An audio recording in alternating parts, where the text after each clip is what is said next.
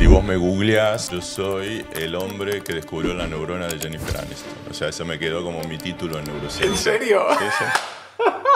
Pero está en los libros, ¿eh? ¿Y qué es? Cuéntanoslo, por favor. Rodrigo Kian Quiroga. Rodrigo Kian Quiroga Es director del Centro de Neurociencias de Sistemas y jefe de bioingeniería en la Universidad de Leicester. Se enfoca en percepción, Memoria y análisis de registros neuronales. destacando la neurona de Jennifer Aniston, ha publicado diversos libros y más de 100 artículos. obteniendo importantes premios y distinciones.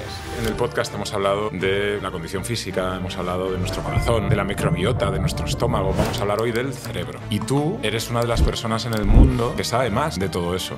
No sé, veremos.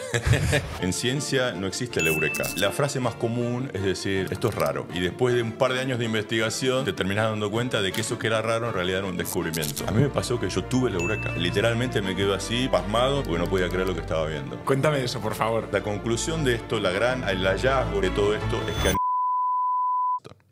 ¿Qué? Sí, sí. Bueno, ese fue el descubrimiento. ¡Qué maravilla! ¿Qué necesitas tú para descubrir más cosas? Hoy día nada, no necesito nada, dame tiempo. Dame un año y preguntas que hoy día vos te pensás que son ciencia ficción, te las voy a contestar. Joder, ¿me estás dando un FOMO? Imagínate que alguien ha vivido un trauma muy fuerte en su vida y tiene en su cerebro ese ataque, esa violación, esa pérdida y quiere borrar eso de su cerebro. ¿Podremos hacerlo eso en un futuro?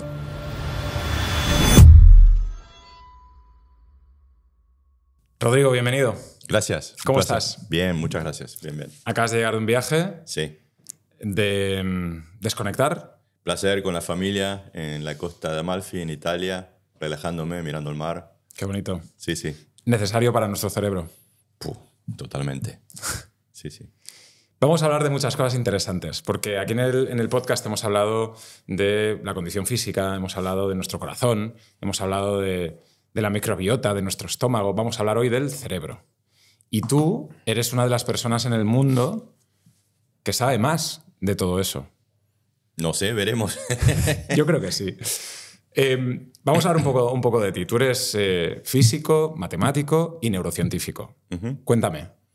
Yo empecé estudiando, soy argentino, empecé estudiando física en la Universidad de Buenos Aires y me recibí de físico y después me fui a hacer un doctorado en Alemania, que fue de matemática aplicada, o sea, mucha teoría matemática. Y después hice un postdoctorado en Alemania que volví un poco a la física, pero con cosas más teóricas, algo que se llama teoría del caos, sistemas dinámicos, hice algo que se llama mecánica estadística.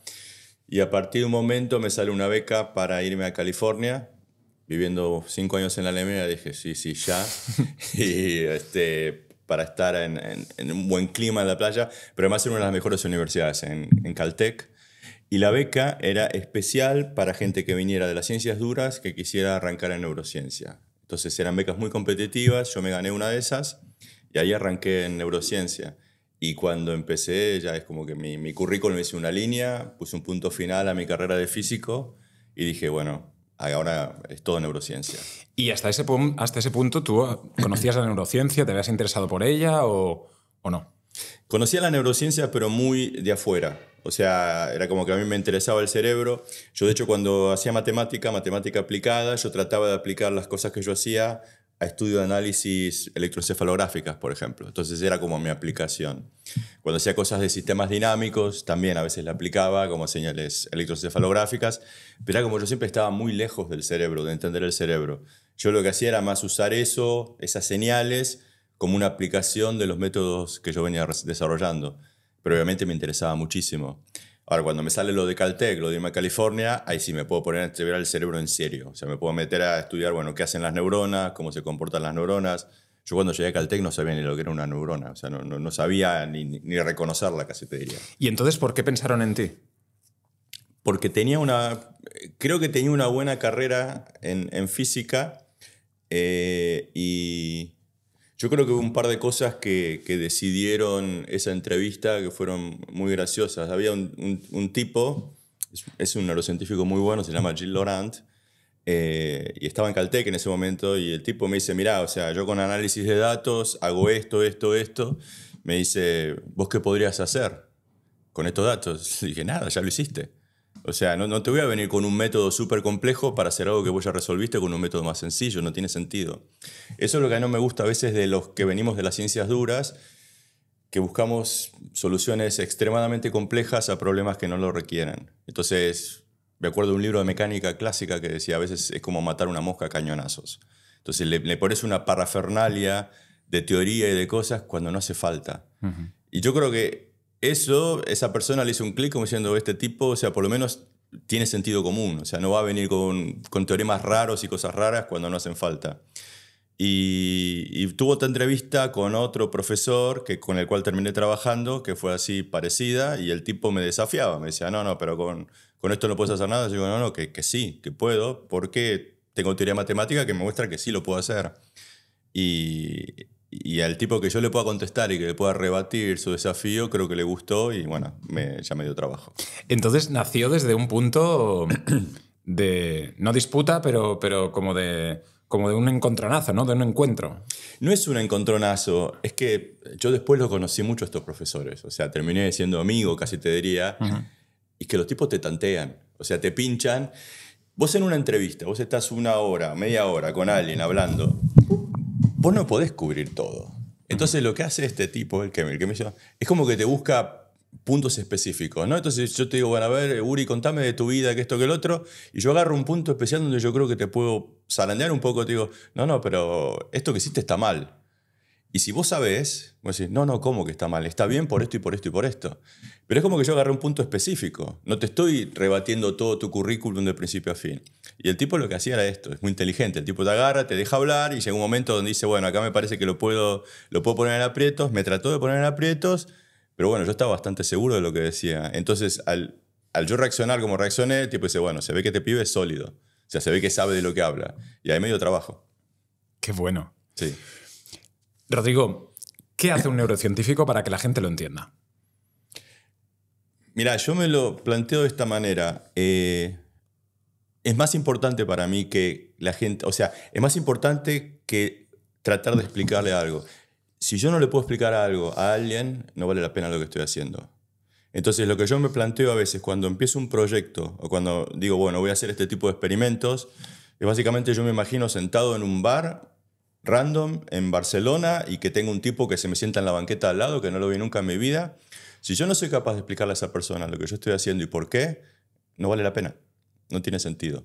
Entonces, ya de arranque, para mí es fácil explicarlo porque me lo pongo como una meta. O sea, si no puedo lograr eso, es que el proyecto le servirá a 10 colegas míos que son hipertécnicos y hiperespecializados, pero ¿y qué estoy haciendo? Esto es fantástico porque una de mis pasiones es la comunicación y en este sentido podría ser el poner en palabras que todo el mundo pueda entender conceptos que son muy difíciles o experimentos, ¿no? Que solo están al alcance de unos pocos. Entonces, tú te dedicas precisamente a eso, a explicar cosas muy difíciles o intentas explicar cosas muy difíciles con palabras que todo el mundo pueda comprender. Sí, mira, me pasó... Yo creo que hay mucho del ego del científico. Yo nací sin ego, no sé, me vino la falla de fábrica, no lo puedo tener. Entonces, y yo veo a veces mis colegas que me doy cuenta, no sé cómo explicarte, se lo veo en los ojos, que los tipos lo que quieren es que vos te vayas con la idea qué inteligente que es. Y no entendiste nada. Entonces, vos te quedás como diciendo, uy, qué tonto que soy, porque este tipo está muy arriba mío. Porque está hablando de cosas que son inasequibles. O sea, mi cerebro no llega a entender lo que este tipo hace porque es como Einstein, ¿no? Y en el fondo decís, ¿pero para qué? O sea, es una cuestión de ego. Yo lo que me di cuenta, después de muchos años en ciencia, es que la persona que realmente entiende algo, lo entiende de tal manera que es capaz de ponértelo muy fácil.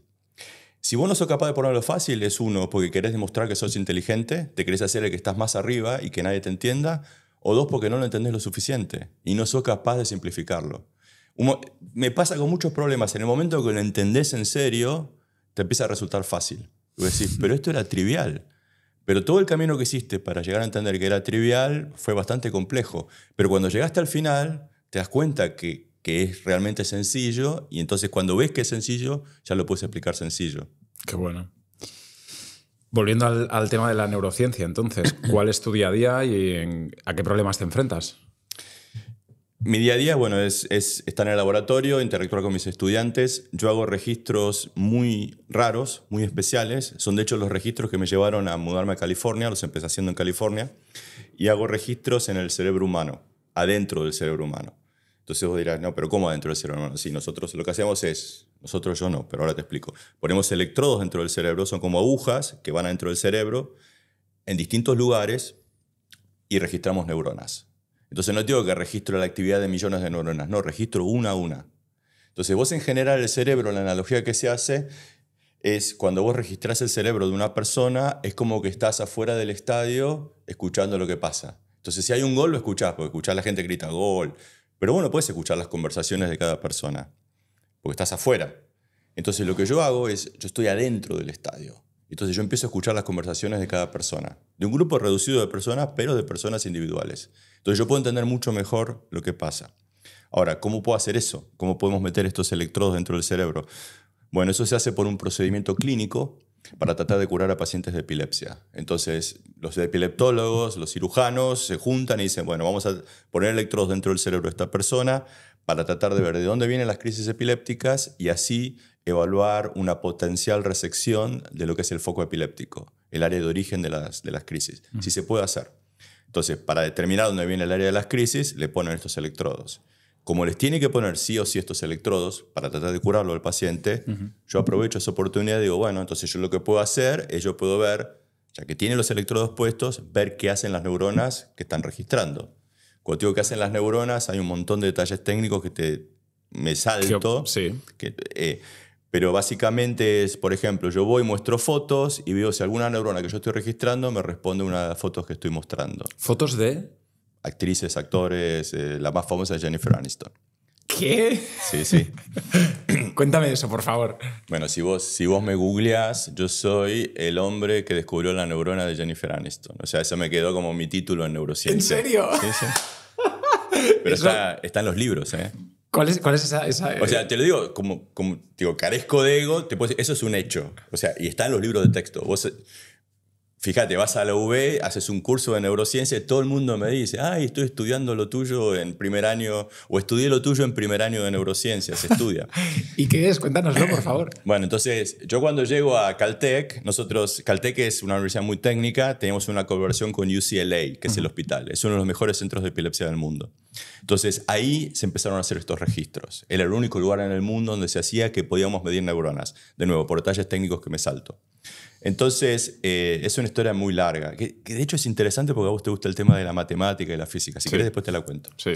Pero te cuento del descubrimiento. Entonces, yo voy, empiezo a mostrar fotos. Entonces, yo tengo la laptop mía mostrando la foto, la tengo sincronizada con un cable al amplificador que toma los registros cerebrales. Entonces, yo lo que puedo hacer es, yo puedo ver qué neurona me respondió a qué foto que yo mostré. Las neuronas responden, a veces están calladas y a veces empiezan a disparar, ¿sí? Entonces, yo veo que hay una que cada vez que muestro una foto de Jennifer Aniston me responde, pero a lo loco. Entonces yo digo, wow. Cuando veo eso, me meto en Google Images, busco muchas fotos distintas de Jennifer Aniston y de otra gente y repito el experimento. Entonces yo vuelvo al paciente y le digo, mira, haceme este otro experimento. Le pongo la laptop de nuevo enfrente y ahora no le estoy mostrando una foto, le estoy mostrando 7 fotos distintas de Jennifer Aniston.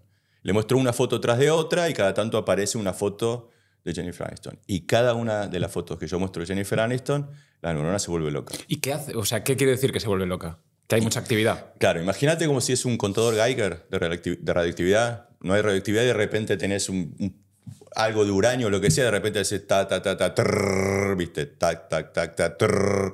Entonces, cada vez que yo le mostraba la foto de Jennifer Aniston, pues prrr. ¿Y por qué? Porque la neurona está respondiendo con Jennifer Aniston. Codificaba el concepto de Jennifer Aniston. Entonces, esa neurona está codificando la memoria de Jennifer Aniston. Lo interesante, lo sorprendente, fue que me respondía a cualquier foto de ella. Entonces, eso en neurociencia me costó un montón de trabajo convencer a mis colegas porque no me lo creían. Porque hasta ese momento se postulaba que neuronas así no podían existir. O sea, y había gente que se lo puso a pensar teóricamente y era como que volteaban la posibilidad de la existencia de un tipo de neuronas de este tipo. Y yo le muestro, muchachos, están los datos. O sea, le muestro la foto que le muestro a Jennifer Aniston, la neurona, o sea, se vuelve loca. Y le muestro cualquier otra foto, no pasa nada. Entonces, bueno, como encontré esa, encontré otra que me respondió a... Te digo, todos ejemplos reales, ¿no? Otra que me respondió a Halle Berry, la mostrara como la mostrara. En esa época estaba haciendo la película esta Gatúbela, disfrazada de Catwoman. Le muestro la foto de Catwoman, la neurona me responde. Claro, el paciente sabía que era Halle Berry. Peor, le escribo el nombre, Halle Berry, la neurona me responde. Entonces, ahí básicamente yo digo, bueno, pero me está respondiendo a ella, me está respondiendo a Halle Berry. La otra neurona me respondió a Jennifer Aniston. Otra que encontré me respondió a Oprah Winfrey. Otra a Maradona. Y todas cosas distintas, todos conceptos distintos. Entonces, la conclusión de esto, creo que el hallazgo, lo que la gente saca de todo esto es que hay neuronas que responden a conceptos. No que responde a una foto en particular, por un motivo o por otro, está respondiendo al concepto. A ella, a Jennifer Aniston, otra Luke Skywalker, otra Maradona, otra Halle Berry. Estamos haciendo esto en Barcelona. Acá hay me encontré una que me respondió a Penélope Cruz, porque es más famosa acá. Y así sucesivamente. Bueno, ese fue el descubrimiento. ¡Qué maravilla! Sí, sí. Cuando tú encuentras eso, ¿qué piensas? Mira, a mí me gusta la ciencia ficción mucho, ¿no? Entonces... Isaac Asimov era bueno, un fantástico escritor de ciencia ficción, también era un científico, ¿no? Por ahí no tan brillante científicamente como escritor, pero el tipo una vez dijo una frase que a mí me quedó grabada. Dice, en ciencia no existe el eureka. ¿Viste cuando decís eso, eureka, que saltás? O sea, como Arquímedes allá en la antigua Grecia. Sino que la frase más común es decir, this is funny, esto es raro. Entonces vos encontrás algo y decís, esto es raro. Y después de un par de años de investigación, te terminás dando cuenta de que eso que era raro en realidad era un descubrimiento. A mí me pasó que yo tuve la eureka. Cuando yo veo que tengo esta neurona que me responde a 7 fotos distintas de Jennifer Aniston, me quedo estúpido. O sea, literalmente me quedo así, pasmado, mirando mi monitor de la computadora, porque no podía creer lo que estaba viendo. Fue una sensación muy, muy rara. Y qué bueno. De eso, en toda una carrera científica... Debo tener 2. Antes de seguir con el episodio, quiero enseñarte una cosa. Esto es Creator Studio. Es una plataforma educativa para creadores de contenido. Y este es mi programa dentro de la plataforma. En él te enseño a lanzar tu carrera creativa desde cero, sin fricciones. Tal y como yo lo hice para crear este podcast. Y ese es solo uno de los muchos programas que puedes encontrar dentro de la plataforma. Si eres un apasionado de la creación de contenido y quieres formarte de la mano de los mejores profesionales del sector, visita el enlace de la descripción y accede a Creator Studio. Dicho esto, sigamos con el podcast. Claro, es que una de las cosas que también siempre he pensado en el mundo científico es la cantidad de horas y frustración que puede ser de dedicarle 2 años, como decías, a una investigación y que te lleve a un corredor sin salida, ¿no? Yo creo que una de las características de los científicos, los que triunfan, es la resiliencia, ¿no? Es que te voltean y te levantás, porque te voltean todo el tiempo. O sea, están todo el tiempo tirándote piñas. Que escribís una beca de subsidio y no te sale. Y vos decís, me tiré 2 meses escribiendo la beca y no tengo nada. Capaz que pido 1 millón de euros y no me dan ni un centavo. Y vos decís, bueno, pero estuve ahí cerquita. Me dijeron, y sos el que quedaste justo abajo de la lista. Y no hay premio de consuelo, no hay nada, es todo nada. Y es muy competitivo. Es todo nada, ¿eh? Sí, claro. es muy competitivo. Vos mandás un artículo, ponele, yo esto de Jennifer Aniston, lo mando a la mejor revista científica. Me lo terminan aprobando, porque era un descubrimiento muy fuerte. Pero si no me lo aprobaban, decía, joder, me tiré no sé cuánto tiempo peleándome con revisores y con el sistema editorial para tratar de publicarlo y al final te dicen que no. Y tengo que empezar de nuevo en otra revista, ya de una categoría más baja. Entonces hay mucho, y eso es lo normal, ¿eh? Lo normal es que te digan que no, porque son recontra exclusivos en el sentido de que publican X artículos por mes y no tienen lugar. Todo el mundo quiere publicar ahí, todos los científicos de todas las áreas. Entonces hay mucho de frustración. Yo creo que el secreto está en que no te lo tomas en serio y chau. Decís, es como un juego y juego el juego y si me dicen que sí, bárbaro. Claro. Si me dicen que no, bueno, es lo esperable. Rodrigo, ¿cuánto sabemos del cerebro? ¿Cuánto conocemos del cerebro? Mira, es decir, es como la frase manida de conocemos un 10% de nuestro cerebro. No, yo creo que ya no. Eso era lo que se decía hace 20, 30 años. Yo creo que en los últimos 20, 30 años hemos hecho un avance infernal. O sea, hace 30 años yo te diría, cuando yo empecé en Caltech, por ejemplo, o sea, no hace 30 años, ¿no? Pero Yo te diría muy poco. Hoy día te digo mucho. Porque ha avanzado, hay una revolución para mí en el entendimiento del cerebro. Para mí es la gran revolución de estos últimos, de principios de este siglo. Entonces yo creo que nosotros teníamos grandes preguntas a fines del siglo pasado, principios de este siglo, que de hecho algunas creíamos que no iban a tener respuesta. Las creíamos incontestables. Y ya eran preguntas que ya tocaban la filosofía. ¿Como por ejemplo? ¿Qué es la conciencia? ¿O qué es lo que se llama el problema difícil? ¿Cómo la actividad de mis neuronas pueden hacerme sentir algo? O sea, ¿yo cómo puedo generar la sensación del color rojo? O sea, no hay rojo, no hay nada rojo en mi cerebro. Bueno, sangre, sí, pero... o azul. no hay nada, no está el color impregnado en la neurona, pero la neurona codifica el color azul. Pero entonces, bueno, pero ¿cómo la neurona al disparar genera una sensación? Eso es lo que en filosofía lo llamaban el problema difícil, porque lo creían incontestable. Yo creo que hoy ya tiene respuesta. Pero no es que tiene respuesta porque René Descartes dijo esto, tiene respuesta por un experimento que hicimos hace 5 años, 10 años. Entonces, yo creo que el conocimiento que tenemos queda muchísimo por descifrar, por entender muchísimo, pero es muy superior al que teníamos 20, 30 años atrás. Entonces, creo que la gran mayoría de las cosas que sabemos sobre el cerebro hoy día se ha descubierto en las últimas 2 décadas. Por eso es un tema fascinante, ¿no? Porque está pasando ahora. Y es algo que también va a escalar del mismo modo, es decir, en las 2 décadas siguientes vamos a vivir una auténtica revolución donde encontraremos cosas y respuestas que ahora pueden ser incluso divinas. Yo te diría que por lo menos los próximos 10 años sí, porque hay una conjunción, o sea, te lo voy a poner más concreto, te voy a decir exactamente por qué. Hay una conjunción de revoluciones o de son macro. Sí, son bestiales ya. La inteligencia artificial. O sea, a nadie le cabe duda de que hay una revolución que, o sea, está cambiando todo. O sea, es un antes y después de ChatGPT, es un antes y después de cuando AlphaGo le gana al campeón de Go, es un antes y después de cuando Deep Blue le gana a Kasparov. Entonces, pero no es que son cosas que pasaron siglos y siglos atrás, son cosas que pasaron desde hace 25 años hasta ahora. Uh-huh. Y la última, o sea, vos fíjate, se anunciaron los premios Nobel hace 2 semanas. El de química y el de física se lo están dando a gente que hace inteligencia artificial. El de química, uno de los que ganó, es el jefe de la compañía que entrenó a AlphaGo para ganarle al campeón mundial de Go. El otro se lo dan a Geoff Hinton, que es el que genera lo que se llama Deep Learning, que es lo que te hace reconocer caras casi tan y bien como un humano. Es una revolución fabulosa. Entonces, la neurociencia es como que está tomando esa revolución de la inteligencia artificial, porque te empieza a plantear preguntas, pero ya no tan filosóficas, sino mucho más concretas. Entonces, una de las grandes preguntas de la neurociencia es, la pregunta mía, es la que a mí me desvela, es ¿qué nos hace humanos? Entonces, ¿qué me separa de otros animales? ¿Por qué soy mucho más inteligente que un perro o que un mono? ¿Y qué me separa de una computadora? ¿Soy más inteligente que una inteligencia artificial o ya me está alcanzando? ¿Seguiré siendo más inteligente o qué le falta a la inteligencia artificial para llegar a empardarme o incluso superarme? Son preguntas que hoy día son muy, muy concretas. Porque ya las podés definir muy clarito. Antes era una pregunta filosófica. Claro.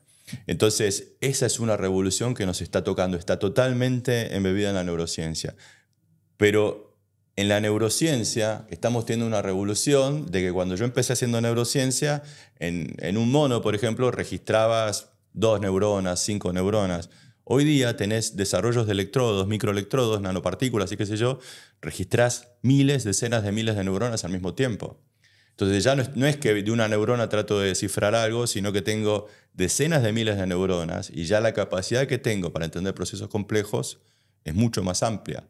Está bien, los datos son mucho más complejos, ¿no? Porque ahora no tengo datos de una neurona, tengo datos de 10.000 neuronas. Pero bueno, está todo este tema de machine learning y el data mining y qué sé yo, que también es otra revolución. Entonces, vos empezás a combinar todas esas cosas y de repente tenés algo que está explotando. Está explotando, claro. Sí, totalmente. Porque, ¿cuál es el máximo problema que tienes tú como neurocientífico? ¿La capacidad computacional o la capacidad de procesar datos? Es decir, ¿qué necesitas tú para descubrir más cosas? No sé cómo decirlo. Funding. Yeah. No, tiempo. Gente. O sea, gente interesada. O sea, recursos. Sí, pero hoy día los tengo. O sea, hoy día nada. Es básicamente, no necesito nada, dame tiempo. Dame un año y preguntas que hoy día vos te pensás que son de ciencia ficción, te las voy a contestar. Te voy a decir... Joder, ¿me estás dando un FOMO? Sí. Pero es así, ¿eh? Es decir, de aquí a un año, Rodrigo, te llamo y te pregunto... Dime una pregunta concreta, por ejemplo, que tú creas que puedo... O sea, es que no sé... Pero son un montón de cosas. Déjame ponértelo de esta manera. Te pongo un escenario de ciencia ficción. Imagínate que yo estudio la memoria, ¿no? Imagínate que yo te digo, te hablé de Jennifer Aniston. Y vos me decís, ponele, sí, yo me acuerdo que yo la entrevisté a Jennifer Aniston, lo que sea, ¿no? Imagínate que yo pudiera, como un mago, meterme dentro de tu cerebro y estar viendo las neuronas que responden a Jennifer Aniston, ver lo que hacen. Mientras vos me hablás y me contás tu memoria de Jennifer Aniston. Es como que yo puedo estar viendo cómo vos evocás la memoria, o cómo la cambiás, o cómo reconstruís cosas online, mientras vos me hablás. Eso lo estamos haciendo ahora. Es decir, meterte en los recuerdos de la gente. Sí, más vale, sí. Pero bueno, ojo, no es que yo me meto en la cabeza de una persona. Todo esto viene con consentimiento de los pacientes. De nuevo, estos son registros con pacientes. Yo no hago nada. O sea, yo no le saco ninguna información que el paciente no me quiera decir. Yo no trato de meterme en su intimidad. Pero, por ejemplo, cosas son medias triviales. Y ¿la conociste a Jennifer Aniston? Y me dice, sí, me acuerdo que la vi, que esto, que lo otro. De hecho, esto fue real. La persona que encontré la neurona de Jennifer Aniston la conocía a Jennifer Aniston, porque la de California trabajaba en Universal Studios, no importa. Pero es como que yo me puedo poner a dilucidar este tipo de cosas y las estoy viendo online. ¡Qué fuerte! Las estoy viendo online. Vale, imagínate, Rodrigo, no sé, hablando pues ahora de una forma distendida y filosofando sobre el futuro, pero imagínate que alguien ha vivido un trauma muy fuerte en su vida y tiene en su cerebro ese ataque, esa violación, esa pérdida, y quiere borrar eso de su cerebro. ¿Podremos hacerlo eso en un futuro? Eso es difícil. Eso se llama, no sé cómo se dice en español, se llama Post-Traumatic Stress Disorder. Le pasa, por ejemplo, a gente que viene de la guerra, o sea, de que mató gente y que vos cuando estás con la adrenalina al tope y es matar o morir, lo haces, claro, pero cuando volvés después de un conflicto, claro, se te viene el mundo abajo. Y eso es un trauma que te queda de que mataste a una persona o un montón de cosas, una violación o lo que sea. Esos recuerdos están muy afianzados, son muy fuertes. Es muy difícil cortar el vínculo de que no los evoques más. Okay. O sea, hay gente que está probando eso que ha probado, es muy, muy difícil porque están muy afianzados. Lo que se trata de hacer a veces es tratar de como buscarle salidas alternativas. Es como que yo te diga que yo tengo un montón de sesiones y te digo, mira, cuando vos pienses en aquel día que estabas en la guerra, donde sea, acordate, no sé, tratá de acordarte de un helado de vainilla.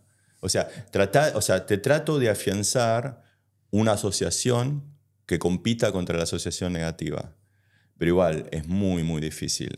Yo no lo estoy haciendo, sé de gente que está probando y cuesta un montón. Tuve la oportunidad de hablar con el doctor Estivil. Él es un doctor del sueño, ¿no? Y hablaba de cómo los recuerdos, los conceptos, la memoria se afianzaban mientras dormíamos. ¿Esto es así? Sí. ¿Nosotros consolidamos cuando dormimos? Sí. Eso está muy estudiado. Entonces, por ejemplo, si vos querés decir qué es una de las cosas que te enseñan en neurociencia, lo primero es medio trivial. Yo lo sé de que voy al colegio primario. No te quedes toda la noche despierto cuando tenés un examen. No te quedes toda una noche estudiando porque tenés examen el otro día, porque te va a ir mal. ¿Por qué es eso? Porque no tuviste el sueño que sea capaz, o sea, que te ayude a afianzar lo que estudiaste el día anterior o la noche anterior. Necesitas dormir. Yo te estoy mezclando términos y me estoy mandando un moco muy grande porque te estoy diciendo sueño y dormir. Son dos cosas distintas. Las tenemos a confundir. O sea, vos querés hablar del proceso de dormir y tenés que hablar del sueño. Bueno, el sueño consolida memorias. No, el sueño no. Dormir consolida memorias. Okay. No el sueño. El sueño es otra cosa. O sea, el sueño es que yo no es que consolido la memoria de mi examen de matemática porque estoy soñando con teoremas en mi cabeza. Es porque el proceso de dormir me ayuda a consolidar lo que yo aprendí el día anterior. Ahora, el sueño, ¿por qué yo sueño que estoy volando o que hago esto que lo otro? Eso es lo fascinante y no tenemos idea. Eso es algo que en neurociencia todavía sabemos muy, muy poco. O sea, están las teorías de Freud, de hace más de un siglo, qué sé yo, se han demostrado que no son tan así, o sea, de que el sueño no tiene la función que le atribuía la psicología tradicional. Y la teoría más establecida, básicamente, es decir que el sueño es un epifenómeno, es decir, no tiene función. Yo me resisto. O sea, yo creo que es que todavía no entendemos bien cuál es la función del sueño. Imagínate que has tenido un accidente de tráfico y tienes pesadillas.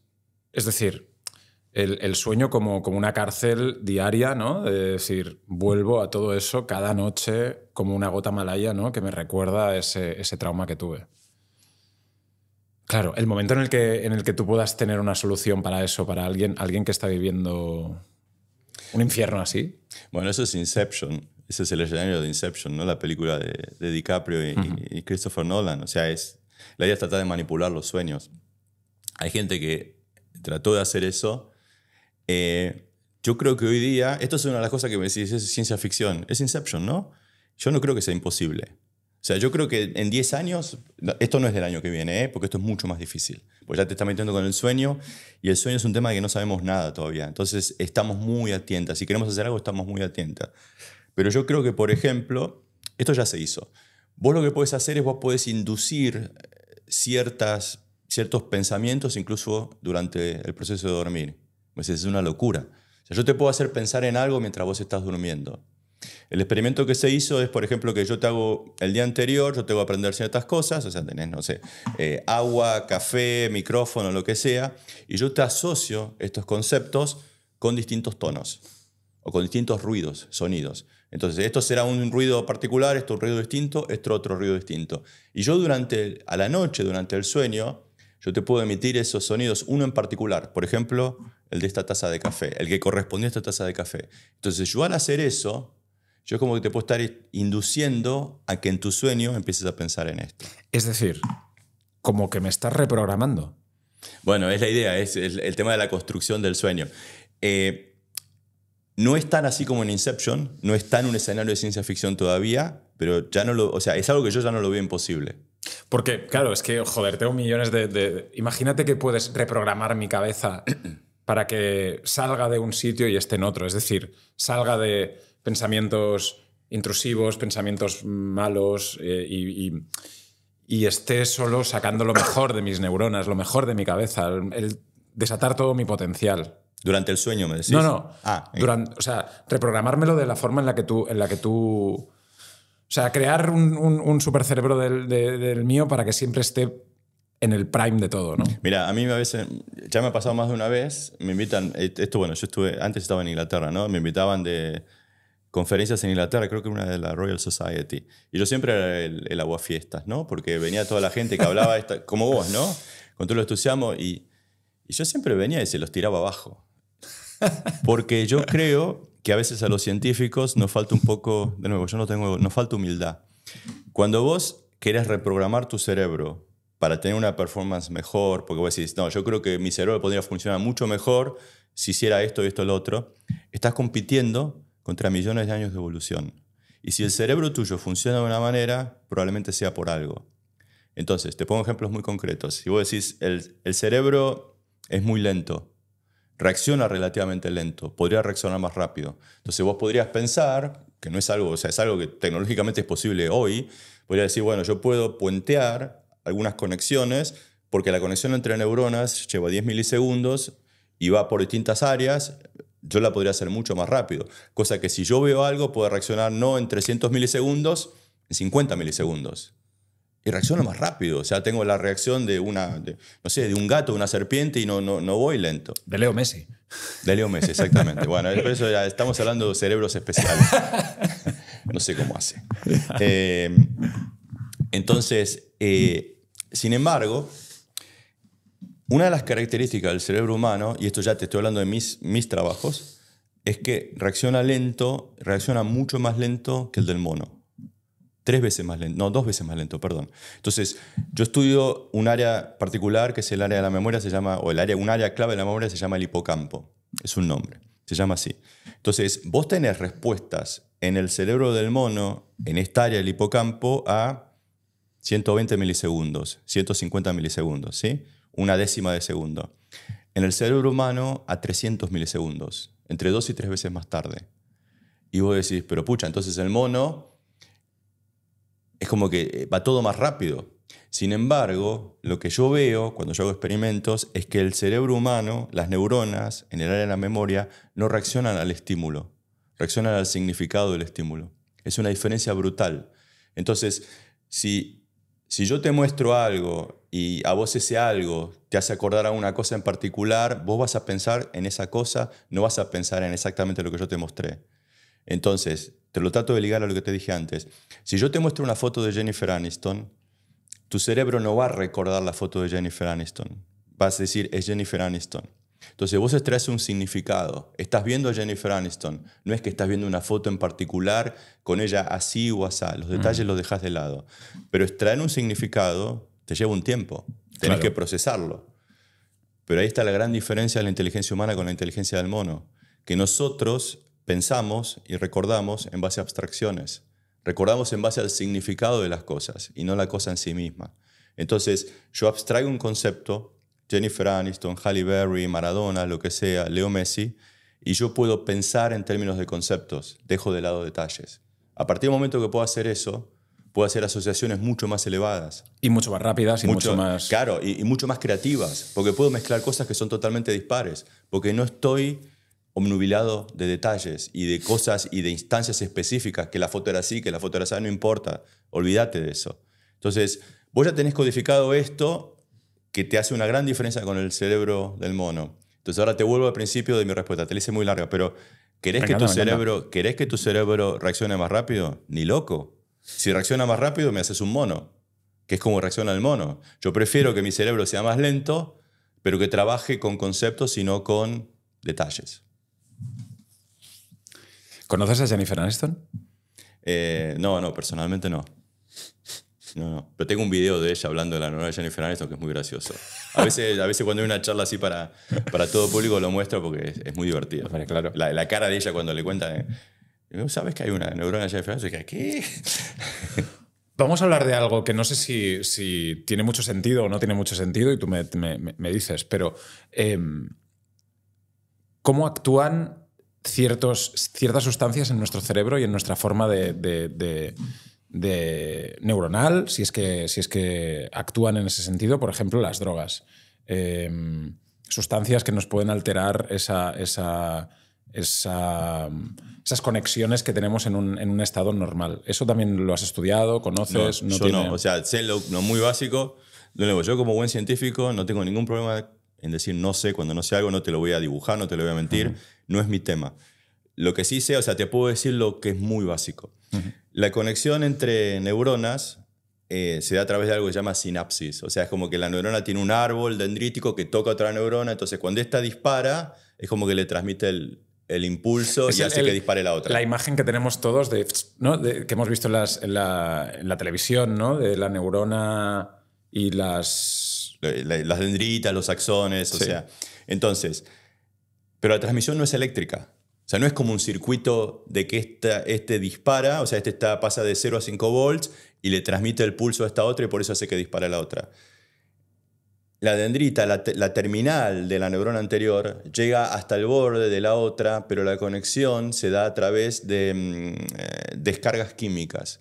Hay como un release, no sé cómo se dice release, descarga. Sí. Hay como una descarga de distintos tipos de neurotransmisores. Entonces, si vos mirás con una lupa la conexión, no es que se están tocando y que pasan, te pongo el ejemplo, la corriente, los 5 volts, el disparo neuronal, sino que hay unas descargas químicas de este lado que hacen que receptores químicos de este lado las tomen y generen una descarga. Que son serotonina, adrenalina y cosas así. Claro. Okay. Entonces, cuando vos tenés este tipo de drogas, lo que te hacen es te cambian la concentración de estos neurotransmisores. Entonces te hace que los disparos no lleguen o lleguen mucho menos, o sea, te bajan la conectividad de la red o te la suben. O te ponen una hiperconcentración de estos neurotransmisores, entonces te hacen que disparen mucho más rápido. Entonces, al cambiar ese balance que vos tenés en la actividad neuronal, en la conectividad, lográs distintos tipos de efectos que son los efectos de las drogas. Volviendo al tema del sueño, el doctor Estivill me hablaba de la glándula pineal, ¿no? de un sitio donde se formaba también temas del sueño, etc. ¿Eso qué es? ¿Dónde lo tenemos? ¿Lo tenemos dentro del...? Pero el glándula pineal eso es de René Descartes, o sea, eso ya tiene 400, 500 años. Descartes decía que algo que en neurociencia yo creo que lo hemos descartado ya. Descartes decía de que hay una mente y un cerebro, y él hacía la separación, y eso se llama el dualismo cartesiano. Entonces vos tenés por un lado la mente, por otro lado el cerebro. Y Descartes decía que la mente interactúa con el cerebro a través de la glándula pineal. Entonces él decía, la mente forma una idea voluntariamente, o sea, vos haces ejercicio de tu voluntad y decidís, no sé, levantar un brazo, lo que sea, decir una palabra específica. Esa orden va a la glándula pineal se la transmite al cerebro y el cerebro la implementa. El cerebro hace que los músculos se muevan y qué sé yo, para que yo pueda levantar coordinadamente un brazo. Eso hoy día ya se ha descartado. O sea, lo descartó la filosofía a principios del siglo pasado y yo creo que ya lo descartó totalmente la neurociencia. Cuando me decís glándula pineal me viene enseguida la imagen del dualismo cartesiano. El sueño no lo sé. O sea, se sabe que hay un área que es clave para el sueño, que es la que yo te mencionaba antes, que se llama el hipocampo. ¿Por qué? Porque tenés reactivaciones durante el sueño. Eso se estudió con ratas. Entonces, si vos a una rata le generás un cierto proceso de que pasa una cosa, después pasa otra, después pasa otra, vos podés ver grupos de neuronas que se activan secuencialmente. Se activan estas, después estas, después estas. Entonces, cuando la rata duerme, en ciertos periodos del proceso de dormir, vos ves que se repiten las reactivaciones que viste cuando la rata estaba despierta. Entonces ahí podés decir, mira, está soñando, se está repitiendo lo que aprendió cuando estaba despierta el día anterior. Eso se da en el hipocampo. Entonces se cree que el hipocampo está muy ligado a estos procesos de consolidación y todo esto. ¿En qué zona del cerebro? El hipocampo es, imagínate que tenés una letra C mayúscula, acostala, o sea, tiene esta forma, y está a la altura de la oreja, es como si la cabeza está acá, hay uno izquierdo y uno derecho, poner un poquito adentro, o sea, poner unos centímetros adentro. Son dos, tenés uno izquierdo y uno derecho, y están ahí. Rodrigo, ¿cuáles son los experimentos que hace un neurocientífico, los que has hecho tú, experimentos que sean muy conocidos dentro de tu comunidad y para que la gente se haga una idea, ¿no?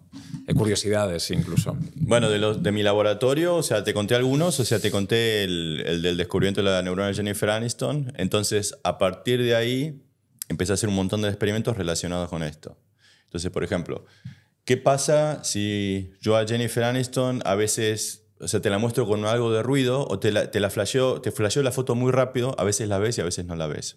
Entonces, lo que vimos es que exactamente la misma foto, si vos la ves, la neurona responde, si no la ves, la neurona se queda callada. Y eso es lo que te da la evidencia científica de lo que te decía un poco antes y que vos me tuviste que crear sin evidencia. Decirte, mira, la neurona no responde al estímulo, responde al significado del estímulo. Entonces, si yo te muestro este vaso y te lo tapo inmediatamente, y es exactamente el mismo vaso, y te lo muestro por el mismo tiempo, y vos a veces lo ves y a veces no lo ves, el estímulo visual fue el mismo. Pero lo que nosotros vimos es que la neurona solo responde cuando vos decís, lo vi al estímulo. Cuando vos decís, no lo vi, no responde. Entonces, el estímulo en sí no es lo que importa para estas neuronas. Lo que importa es lo que vos crees que estás viendo. Entonces, bueno, eso fue un experimento y hay una serie de experimentos que hacen lo mismo. Por ejemplo, si te hago transformaciones entre caras, o sea, un morphing entre una cara de una persona y de la otra, ¿cómo me responde la neurona? Cuando era la persona que le gustaba, le hago un morphing con una cara que nada que ver. ¿Qué pasa cuando lo muestro en el medio? Bueno, la neurona responde siempre al significado del estímulo. ¿Qué quiere decir eso? Es decir, imagínate que hay un morphing entre la cara de Kamala Harris y Donald Trump. Difícil. Ya. Porque de hecho el experimento lo hicimos. Entonces, por ejemplo, tenía una neurona que me respondía a Whoopi Goldberg, muy clarita. Entonces, bueno, tenía un chico que trabajaba conmigo, me decía, pero ¿con quién hago un morphing? Whoopi Goldberg, ¿con quién puedo hacer un morphing? Bueno, con Oprah Winfrey, ¿no? No, Bob Marley. Bueno, pues sí, por las trenzas. Está bien. Entonces, es una cosa, entonces cuando vos ves la imagen, que es el morphing de Whoopi Goldberg y Bob Marley, parece de la película Predator, era muy gracioso. Era una cosa muy rara. Pero lo bueno está, te estoy diciendo un ejemplo concreto, esto fue real. Entonces, una neurona me respondía a Guppy Wolver y no me respondía a Bob Marley. Ok. Hicimos los morphings y cuando yo muestro esta imagen ambigua, que te digo, en chiste que parece un poco a Predator, cuando el paciente me decía es Guppy Wolver, la neurona respondía. Cuando el paciente me decía es Bob Marley, la neurona quedaba completamente callada. Y decís, pero es exactamente la misma foto. Y peor aún, cuando la neurona, yo le mostraba esta foto, este morphing, me respondía exactamente igual cuando le mostraba la foto de Guppy Wolver. Entonces, si yo le muestro un estímulo ambiguo y vos te crees que es la persona para la cual la neurona responde igual que si le mostrás la foto de la persona. Wow. Entonces, responde al significado, no al estímulo en sí. Esa es la gran diferencia con monos. En monos no encontrás eso. Claro, eso te plantea muchas preguntas y respuestas de cómo funciona de los sentidos, ¿no? Incluso de cómo nos podemos fiar de... O sea, de cómo el cerebro... Incluso de cómo nos pueden manipular o mil cosas. Es que el cerebro es muy maleable. Es que es así. Vos tenés en Estados Unidos, bueno, en inglés hay una expresión que dice there's no free lunch, ¿no? No hay nunca un almuerzo gratis. Entonces, la contraprestación de que vos tengas el nivel de inteligencia avanzado que tenés, de que puedes pensar en términos de conceptos, es que estás dejando de lado muchos detalles. Te olvidás de los detalles. Entonces, por ejemplo, los magos se hacen una panzada con esto. Porque te están mostrando las cartas así y vos te pensás que estás viendo todo y ni a palos estás viendo todo. Ellos saben de que vos no tenés la capacidad de entender todo lo que está pasando. Entonces, en un momento te hacen un truco delante de tus narices que vos estás mirando pero no estás viendo, porque no puedes ver todo. Entonces, bueno, hay un montón de nociones, creo que es una de las herramientas fundamentales del cerebro, que el cerebro toma muy poca información de lo que está pasando, pero la procesa de una manera muy, muy elevada, le da un significado. Eso es distinto a cómo funciona una computadora, a cómo funciona el cerebro de animales inferiores. Es más explícito. Pero ahora, por ejemplo, hablábamos de ChatGPT y había un experimento, ¿no? Que hablaba de si poníamos una moneda de 5 céntimos en un vaso, girábamos el vaso, quitábamos el vaso, ¿dónde está la moneda? Y entonces ChatGPT como que se hacía un lío y no pensaba, pues si quitas el vaso la moneda cae o tal, ¿no?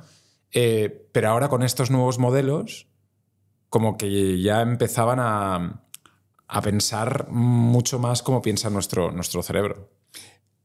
Mira, lo lindo de todo esto es vuelvo a lo que te decía al principio, es que a mí me ponen un aprieto enorme. Porque yo las cosas que yo escribí en un libro hace 10 años, estoy diciendo me equivoqué. De nuevo, como no tengo ego, me importa un pito. O sea, yo hace 10 años te decía, una computadora te puede repetir una película de principio a fin, pero no te puedo decir de qué trata. Y ahora ya tenés modelos de inteligencia artificial que incorporan modelos de lenguaje que te pueden estar en un sentido de fotos. Entonces, yo en el libro nuevo escribo lo que dije en el 2010, cuando publiqué mi primer libro de divulgación, ha cambiado. Entonces, pero porque en el 2010 no había una evidencia científica de nada, pero ahora es que sí. no había. Es que ahora te está cambiando. Entonces, ChatGPT a mí me ponen un problema, pero a mí me parece un problema fantástico, porque a veces me puedo equivocar, pero ¿qué me importa? Me equivoco. Como matemático te encantan los problemas. O sea, claro. Es que para el científico lo más lindo que hay es la pregunta, no la respuesta. Porque si todas las preguntas tuvieran respuesta, mi tarea sería aburrida. Me aburriría como científico. Ahora, si vos me cambiás la respuesta y vos me decís que lo que yo me pensaba que era de una manera resulta ser que es otra totalmente distinta, no me estás mostrando un error, me estás mostrando que el problema era más interesante. ¿Y tú crees que ahora la ciencia aún no tiene respuestas a cosas que existen? Es decir, antes de que se descubriera la teoría de la gravedad, la teoría de la gravedad existía antes de que la ciencia le diera un sentido, o una explicación, mejor dicho. Ahora pueden haber muchas cosas que la ciencia aún no ha dado respuesta que, como tú dices, en breve se podrá dar. Como, por ejemplo, no sé, preguntas universales de la humanidad. Bueno, hay preguntas, por ejemplo, yo te decía, yo estudié física, hay preguntas de la física que todavía no tienen respuesta. O sea, hubo 2 revoluciones, o sea, te estoy resumiendo la física en 2 oraciones. ¡Me encanta! Pero bueno, el que me vea que sea físico va a decir, es una bestia. Se acaba de matar uno. Pero bueno, mis disculpas, hace mucho que no hago física. Pero básicamente, las 2 revoluciones que tuviste en la física, a fines del siglo XIX, principios del siglo XX, fueron relatividad, mecánica cuántica, ¿no? Se dieron al mismo tiempo. Entonces, lo que no se puede hacer es compatibilizar las 2 teorías. Entonces, vos te cuesta o sea, hay fenómenos de cuántica y relatividad que son difíciles de compatibilizar. Entonces, bueno, por eso hay gente que hace teorías de supercuerdas y cosas que yo ya me pierdo, pero probablemente dentro de X años venga alguien y te diga, no, acá, o sea, esto cierra todo. Entonces acá te puedo hacer una teoría donde ya podés explicar la gravitación desde el punto de vista de la gravedad, desde el punto de vista relativístico, desde el punto de vista cuántico, y ya es como que las paradojas que teníamos hace siglo XXI se van disipando. Pero es que esos problemas están abiertos hoy en día. O sea, son como heridas que tiene la física que todavía no se curan, o sea, no tenemos solución. Y así como te digo de la física, o sea, tenés problemas en matemática. El gran problema de la matemática era el último teorema de Fermat. Se resolvió, o sea, es un teorema que era irresoluble los últimos siglos. Se resolvió hace 10 años, 20 años. ¿Sí? Entonces, y en neurociencia también, o sea, hay cosas que por ello no tenemos ni idea. Te dije lo de la conciencia. Hace 20 años hablábamos del problema difícil y la gente decía, este problema nunca va a tener solución. A mí como científico eso me decía, nunca digas nunca en ciencia, ¿no? Porque no sabes. Cuidado. Pero hoy día yo creo que ya la solución está al alcance de la mano, está ahí. Y así como pasa ahora, muy probablemente pase en los próximos años. Joder, pero ¿tú crees, Rodrigo, que podríamos explicar qué hay después de la muerte, por ejemplo? Es que te metes con cuestiones de fe. Sí. Pero ahora son cuestiones de fe, pero... Y si yo te contesto, ¿qué después de muerte? Nada. Vale. ¿Pero estás seguro? No, nunca puedes estar seguro. Claro, pero a lo mejor un científico lo esté dentro de 50 años y diga, sí, no. Es que en ciencia nunca puedes estar seguro de nada. O sea, hace 100 y pico de años creíamos que las leyes de Newton te explicaban toda la mecánica. Y de nuevo vinieron las dos revoluciones y te dicen, no, cuando las cosas van demasiado rápido o son partículas muy pequeñas, la mecánica cambia. Porque tienes mecánica cuántica y mecánica relativista. Entonces las leyes de Newton cambiaron. No era como se pensaba. Entonces, en ciencia nunca estás seguro, 100% de algo. Por ahí en matemática, ¿sí? O sea, porque son teoremas y tienen demostración absoluta. Pero en física no. Ya. O sea, claro. Vos decís, el sol va a salir mañana. ¿Por qué? Porque seguro que sale. Bueno, pero no puedes estar seguro. O sea, podría ser que el sol no salga mañana. Pero el teorema de Pitágoras, por ejemplo, es seguro. Pero eso es matemática. Okay. Eso es matemática. Y siempre lo será. Sí. Eso sí. Pero... Es según tu creencia. O sea, yo me pongo en la postura y te digo, ¿vos estás seguro que pasa después de la muerte? Sí, nada. Te morís. ¿Y qué pasa? ¿Dejás de existir? Se acabó. O sea, estuviste... Ahí creo que era Mark Twain que dijo una frase que la repite mucho Richard Dawkins, que dice, estuve billones de años muerto y la verdad que no tuve la menor inconveniencia, así que no veo el problema. Qué bueno. ¿Quién es dentro de la comunidad de neurocientíficos, el Einstein de la neurociencia o alguien que haya sido como un adalid de eso? Aparte de tú. No, yo estoy afuera de eso. Ya. Hay varios. Yo era, como siempre le decía a mi mujer, yo tengo mi top 5, o sea, yo tengo mis científicos favoritos. ¿Qué son? A mí hay uno pero por distintos motivos, me voy a contar una historia, es la primera vez que la cuento, o sea, la cuento en ON, se la conté a un par de amigos. Hay un premio Nobel que se llama Thorsten Wiesel. El tipo sacó el premio Nobel por descubrir en neuronas de corteza visual primaria en gatos que hay neuronas que responden a ciertas orientaciones. Entonces el tipo ponía una línea orientada vertical, la neurona respondía, la ponía horizontal, la neurona no respondía, y así sucesivamente. Y a partir de ahí el tipo empieza a dilucidar, junto con otro premio Nobel llamado David Hubel, los dos, empiezan a dilucidar cómo es el procesamiento de la información visual. Entonces, todo lo que sabemos sobre cómo procesamos imágenes, a partir de áreas primarias, de corteza visual primaria, más adelante, áreas más avanzadas, es desarrollar las teorías de Hubel y Wiesel. Te digo esto porque te voy a decir la cosa que a mí más me encanta de un científico, lo que yo más admiro de un científico. Yo voy a una conferencia acá en Benasques, o sea, me acuerdo que volé a Barcelona y me llevan en auto a Benasques y yo tenía que hablar de mis cosas y que esto, que el otro, y estaba este hombre, ¿no? Estaba Thorsten Wiesel. Resulta que en el auto de vuelta que me lleva al aeropuerto, tengo que compartir el taxi con él, fue un viaje, no sé, de un par de horas, y el tipo me dice, va a sonar un poco arrogante lo que voy a decir, pero por favor no te fijes en mí, fíjate en él. O sea, sacame el foco a mí. Ok. No te quiero hablar de mí, o sea, porque suena muy arrogante, pero es que te lo voy a decir para que veas por qué yo admiro a ese hombre. Te entiendo. El tipo me dice, me acuerdo que me dice la frase, en los últimos 20 años no hay nada nuevo. O sea, no se descubrió nada que realmente me atraiga. Yo le digo, no, Thorsten, pero yo creo que lo que nosotros vemos en humanos, o sea, es bastante nuevo, porque nunca nadie vio estas neuronas en ninguna otra especie. Y están muy bien demostradas de que están en humanos. Y el tipo me empieza a hacer preguntas y me empieza a dar un sacudón. O sea, la charla esta sobre las neuronas de Jennifer Aniston la había dado probablemente más de 100 veces. Y las preguntas se repiten. Es muy difícil que yo dé una charla sobre esto y que venga alguien y me haga una pregunta que nunca nadie me hizo en 100 charlas que di anteriormente y en las mejores universidades. El tipo me estaba tirando, una tras de otra, las preguntas más difíciles que nunca nadie me había preguntado. Bueno, yo decía, joder, no por nada le dieron el premio Nobel, ¿no? O sea, una mente, pero era muy superior. Y me pegó un baile, pero el tipo me hizo pensar y me hacía pensar y me hizo ver las cosas con una claridad. Las preguntas me ayudaban a entenderme a mí mismo. ¿Entendés? ¿Y qué preguntas eran? ¿O eran demasiado...? El tipo me decía, pero como vos tenés estas neuronas, me acuerdo de la frase, esto fue hace muchos años, no me acuerdo exactamente de las palabras, pero me acuerdo de la frase, entonces decía, pero vos tenés esta neurona de Jennifer Aniston, pero ¿cómo entonces generás una memoria? Y el tipo me decía, claro, entonces vos como que vos tenés pilares, que son estos conceptos, y a partir de los pilares construís como tu telar de la memoria. Y me acuerdo que esa imagen me quedó y digo, wow, me está dando la imagen que me hace entender todo, pero me da una claridad conceptual a lo que yo pensaba fabulosa. Qué bueno. La otra claridad conceptual que yo tengo la vengo por haber leído a Borges. A mí Borges me explicó mucho de las cosas que yo hago. Pero eso te lo dejo para después o para otro día. Ahora te digo el detalle fundamental, porque yo creo que ese tipo es un genio, porque tiene la calidad, la cualidad que yo más valoro en un científico. Cuando se despide, porque él estaba en otra terminal, el tipo me da la mano y me dice, gracias, aprendí algo nuevo. Un premio Nobel. Y el tipo arrancó diciendo, acá no hay nada interesante. Y el tipo me termina diciendo, básicamente estaba equivocado. Que un tipo del calibre de él pueda cambiar de opinión, para mí eso demuestra que el tipo científicamente es brillante. Y está tiene abierto. Una amplitud de mente que ni siquiera se ata a su propio pensamiento.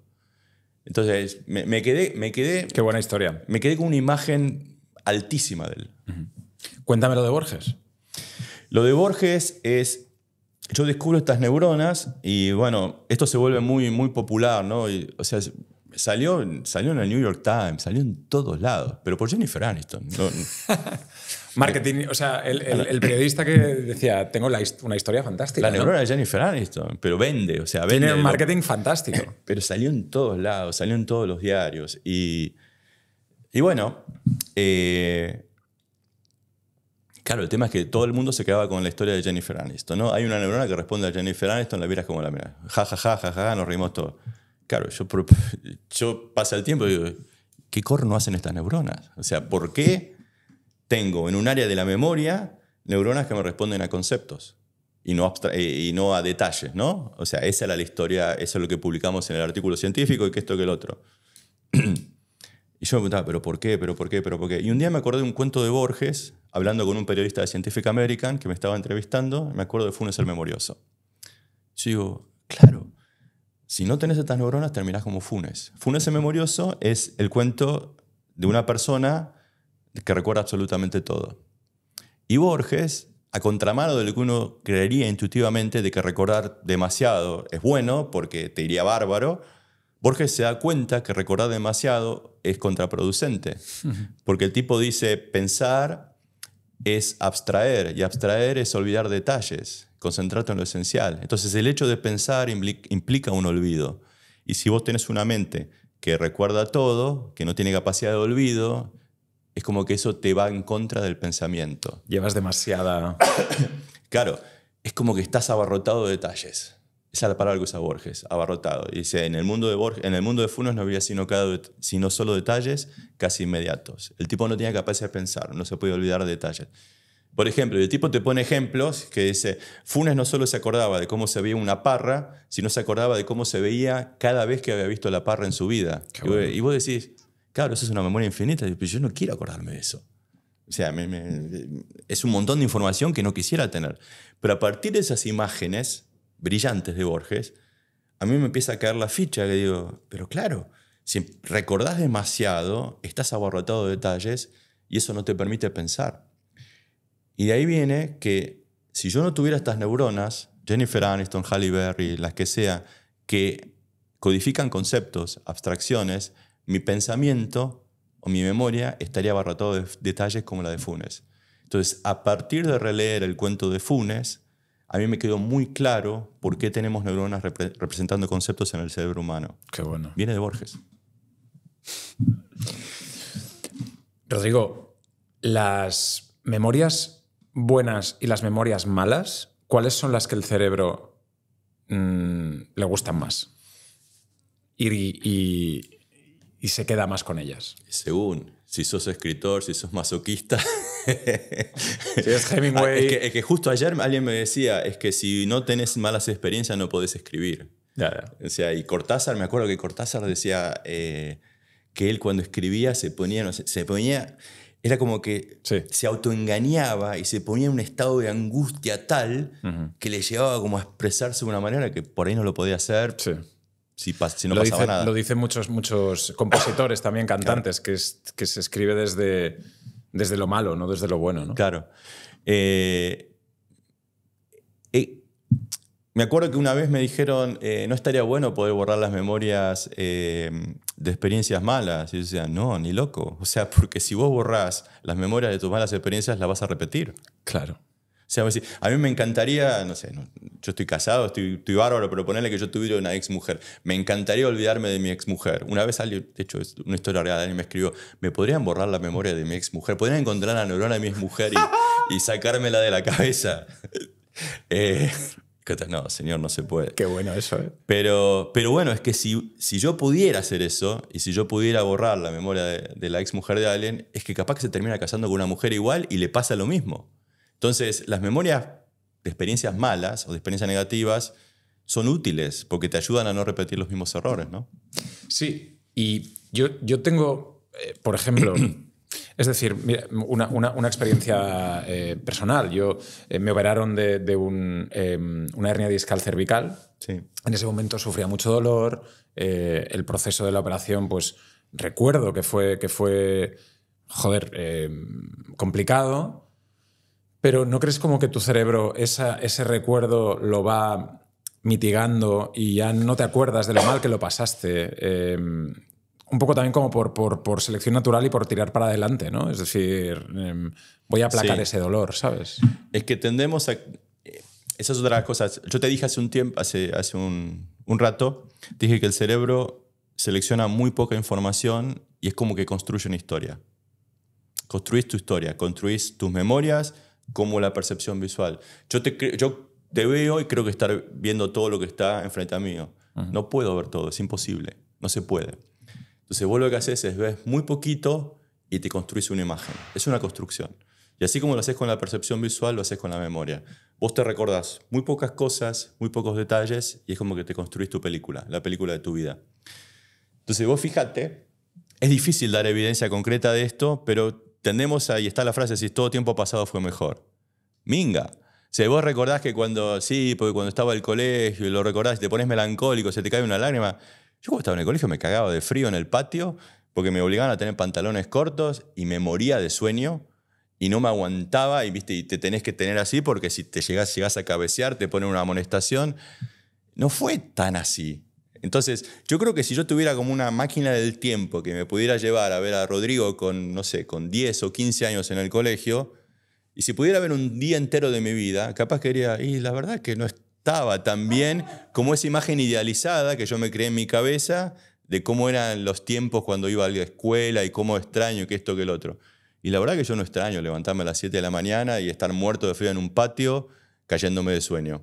Para terminar esta charla, que es fantástica, maravillosa, gracias por venir y por contarnos todo lo que nos has contado. Volviendo un poco al tema del futuro, que es algo que me gustaría volver a hacer una charla contigo dentro de 1 año, 2 años, 3 años, ¿no? Y te tengo que traer los experimentos. Uy, joder, que te hice la promesa y ahora Esto está grabado, ¿eh? Está grabado. Aquí lo tenemos. Le tengo que decir a los chicos, miren que... Exacto. Pero en una visión global, ¿es una visión alentadora? ¿Una visión que nos va a dar respuestas a muchas de las preguntas que tenemos? Es decir, optimismo. La neurociencia, lo que pasa en la ciencia y en la neurociencia en general, yo creo que sí. Yo como neurocientífico o como científico soy curioso. Entonces, a mí me encanta el hecho de que estamos viviendo una época donde están pasando los cambios a una velocidad inusitada. O sea, si yo fuera un físico hace 500 años, capaz que podría haber propuesto una teoría y yo probablemente no vea en vida, o no hubiera visto en vida si tenía razón o no, porque los experimentos se hacen mucho tiempo después. Hoy día está pasando todo tan rápido que por un lado tiene la inconveniencia de que tenés que cambiar el discurso. Pero está bárbaro eso. Vos me preguntás si la inteligencia artificial, me decís, pero ChatGPT y la respuesta que yo tenía hace 3 años no es la misma respuesta que tengo ahora. Qué maravilla. Entonces, yo creo que si tenés la cabeza un poco abierta y si disfrutás de la curiosidad o del conocimiento, es fabuloso. Muchas gracias por venir, Rodrigo. Fue un placer. Igualmente. Gracias por estar aquí, por hablar de algo tan fantástico y tan... que a mí me seduce como el cerebro. Gracias. Por nada. Un gusto.